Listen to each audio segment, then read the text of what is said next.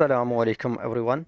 और इस वीडियो में हम कैनामेटिक्स से रिलेटेड कुछ बेसिक डेफिनेशंस डिस्कस करेंगे। तो फर्स्ट डेफिनेशन जो है वो है डिस्टेंस। तो distance is a scalar quantity and used to measure the total length of path travelled. Second definition displacement. Displacement is a vector quantity and gives location of an object relative to a fixed reference point or origin. अच्छा well suppose एक particle हमारा start करता है motion from a point ए और move करता है towards another point B. अब जो total path travelled by the particle है from A to B, let's say it came back to C. Suppose जो डिस्टेंस है हमारा फ्रॉम ए टू बी वो है 10 metre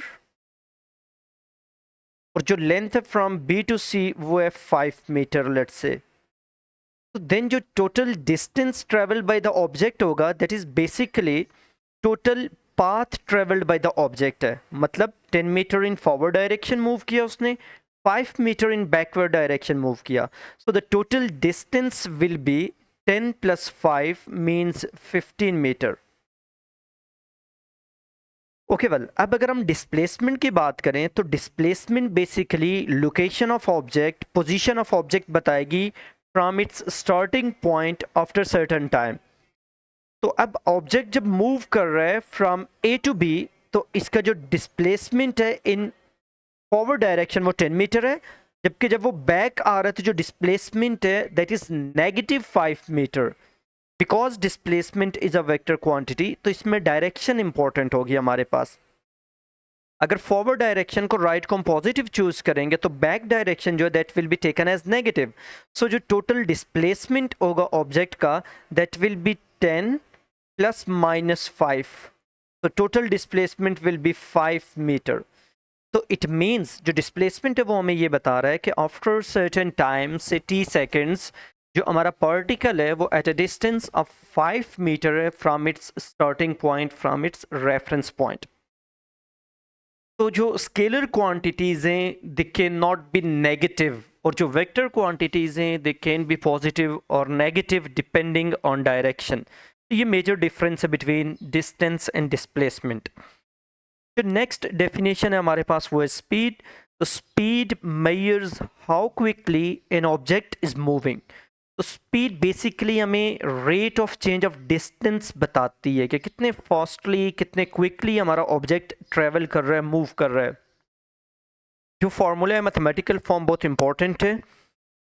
speed equals to distance covered over time taken, लेकिन इसमें ये condition है हमारे पास कि for an object moving with constant speed, अगर स्पीड में वेरिएशन आ रही होगी तो देन ये फार्मूला हम यूज़ नहीं कर सकते, it's for constant speed.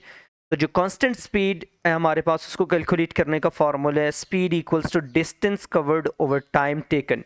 For example in previous example जैसे हमने डिस्टेंस कैलकुलेट किया 15 मीटर, सपोज वो ट्रेवल करता है इन अ टाइम 5 सेकेंड्स, तो जो स्पीड होगी हमारे पास that will be equals to speed equals to distance 15 और टाइम हमारे पास है 5 seconds.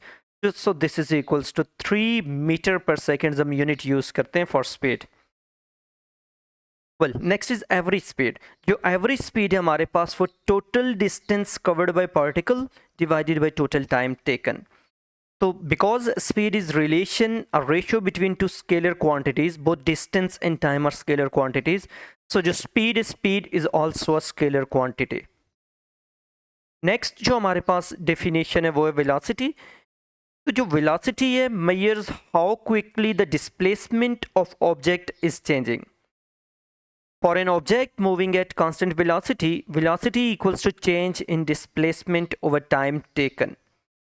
For example, like in previous case, जो जब ऑब्जेक्ट फॉरवर्ड मूव कर रहा है it covers a displacement of 10 metre from A to B. तो अगर हम बी पे उसकी वेलोसिटी कैलकुलेट करना चाहते हैं तो डिस्प्लेसमेंट इज 10 मीटर, और जो हमारे पास है time taken suppose it's 3 seconds, तो जो वेलोसिटी है that will be 10 divided by 3 metre per second at point B. तो इस तरह हम कैलकुलेट कर सकते हैं average velocity. Net change in displacement over total time taken, अगर total change in displacement divided by total time taken हम calculate करेंगे तो that will give us average velocity of object. Velocity is a vector quantity because displacement is a vector quantity and time is a scalar. So displacement over time is a vector quantity. जो इसकी direction है वो same होगी as that of displacement. मतलब if we take right direction positive for displacement then velocity in that direction will also be positive. और अगर हम left को पॉजिटिव चूज करेंगे तो both displacement and velocity will be positive in that direction. Okay, well, worked example. A car travels 18 km in 10 minutes at constant speed. Find its speed in meter per second. तो ये जो problem है basically इसमें हमने just unit conversion सीखनी है. हमें display 10 speed हमने कैलकुलेट करनी है. सो इट्स डिस्टेंस ट्रेवल्ड हमें गिवन है 18 किलोमीटर है और जो टाइम टेकन है to travel this 18 kilometre distance is 10 minutes. हमने क्या करना है, we need to find speed in metre per second. तो हम क्या करेंगे, फर्स्ट हम क्या करेंगे, रिक्वायर्ड यूनिट्स में लिखेंगे गिवन क्वांटिटीज़ को. Required units are metre and second. Distance is 18 kilometre, तो मीटर्स में कन्वर्ट करने के लिए multiplied by 1000. So in metres distance travelled is 18,000 metre. And now time हमारे पास है 10 मिनट्स टू सेकेंड्स कन्वर्जन के लिए we will multiply it by 60. So 10 times 60 is 600 seconds. So now जो speed होगी in meter per seconds, that will be, formula हमने previous page पे देखा था, it's 18,000 distance over time. Units की हमने care करनी है, zeros cancel हो जाएंगे, 6 3s are 18, it's 30 meter per second. तो जो स्पीड है पार्टिकल की इन मीटर पर सेकेंड वो 30 मीटर पर सेकेंड है. Another example, a cyclist travels at 5 meter per second for 30 seconds, then turns back traveling at 3 meter per second for 10 seconds. Find her displacement in original direction of motion from her starting position. तो displacement is a vector quantity. हमने displacement calculate करना है तो हमने direction की care करनी है. अच्छा, वेल सपोज जो साइक्लिस्ट है it start from a point A and travel towards a point B. Now जो गिवन कंडीशन है हमें वो ये है कि travels at 5 metre per second. हमें स्पीड गिवन है for forward motion. For forward motion speed is 5 metre per second and time is 30 seconds. And then for backward motion, then it travels back at a speed of 3 meter per second. Speed is 3 meter per second and the time it take is 10 seconds. तो हमने displacement calculate करना है. So there are two parts of motion. हम दो parts के लिए discuss करेंगे. First we will find displacement for forward motion and then we will find displacement for backward motion. Let us label them as S1 and S2. Suppose S1 जो ये forward displacement है तो simple हमारे पास जो formula था वो था speed equals to distance over time, या जो हमारे पास फॉर्मूला था फॉर डिस्प्लेसमेंट वो था velocity equals to displacement over time. Since velocity equals to displacement over time means we need displacement. Vt is equal to displacement. So S1 equals to Vt for first part of motion, for forward motion. V हमारे पास है 5 metre per second और T हमारे पास है 30. So this is equals to 150 meters. तो जो S1 है displacement in forward direction वो 150 मीटर हमारे पास है. Now S2 displacement in backward direction, in reverse direction. तो चूंकि हमने राइट को पॉजिटिव चूज किया है so vectors in left direction will be negative.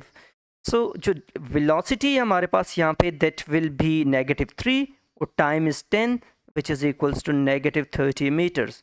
So it travels a displacement of -30 meter. Now जो displacement from original position है या required displacement will be required displacement, that is displacement from original position, from origin, displacement equals to 150 plus minus 30, which is equals to 120 meter. So after this time, particle will be at a displacement of 120 meter from its starting point. Well, suppose अगर question हमें कहता find the total distance traveled, तो यही difference है between displacement and distance. So distance, because distance is a vector, a scalar quantity, so it cannot be negative. तो हमारे पास इसका result आ जाता, sorry, 150 in forward direction plus 30 in backward direction. So it would be 180 meter. तो अगर distance कहता तो negative sign को drop कर देते, इट्स पाथ ट्रेवल्ड डायरेक्शन पे डिपेंडेंट नहीं है. नेक्स्ट डेफिनेशन जो है हमारे पास, इट्स एक्सेलरेशन. वेल, तो acceleration is used to measure how quickly velocity of an object is changing. For an object moving at constant acceleration. अच्छा, ये फार्मूला अगेन जो है इट्स फॉर कांस्टेंट एक्सेलरेशन. अगर ऑब्जेक्ट कांस्टेंट एक्सेलरेशन से move कर रहा होगा तो देन उसका एक्सेलरेशन जो है वो change in velocity divided by time taken होगा. तो a is equal to v minus u over t. ये जो v है this is called final velocity, और जो u है this is called initial velocity. इनकी हमने केयर करनी है. और t is the time taken, जिस टाइम के दौरान ये चेंजेस अकर कर रही हैं, टेक प्लेस कर रही हैं. So if an object is moving with constant acceleration, तो उसका acceleration हम v minus u over t से calculate कर सकते हैं. Example, a car accelerates from 4 meter per second, 10 meter per second in 3 seconds. So time हमें given is 3 seconds. Accelerates from means initial speed is 4 meter per second to final speed is 10 meter per second, final velocity is 10 meter per second, and we need acceleration of this object. And clearly question में state हुआ है moves with a constant acceleration. तो जो acceleration है, since it's moving with a constant acceleration, it can be found using formula a is equal to v minus u divided by t. v हमारे पास final velocity is 10, initial is 4, divided by time is 3. So this is equals to 6 over 3 means 2 meter per second square. So acceleration of object after this time is 2 meter per second square. Another example. A car accelerates from 3 meter per second. From 3 meter per second means this is initial velocity of object. At an acceleration of 6 meter per second square, we are given acceleration of car which is 6 meter per second square. Find time taken to reach 12 meter per second. This is v. Now we need time जो ये take करेगी to reach a velocity of 12 meter per second. Since acceleration u, v and t are involved, तो जो equation of acceleration है is equal to v minus u over t. t हमें required है, so we can write at is equal to v minus u. या we can write t is equal to v minus u divided by a. Values plug in करते हैं. v is 12, u is 3, divided by a is 6 meter per second square. So this is equals to 9 over 6, and 9 over 6 is equal to 3 divided by 2 seconds. So this is required time.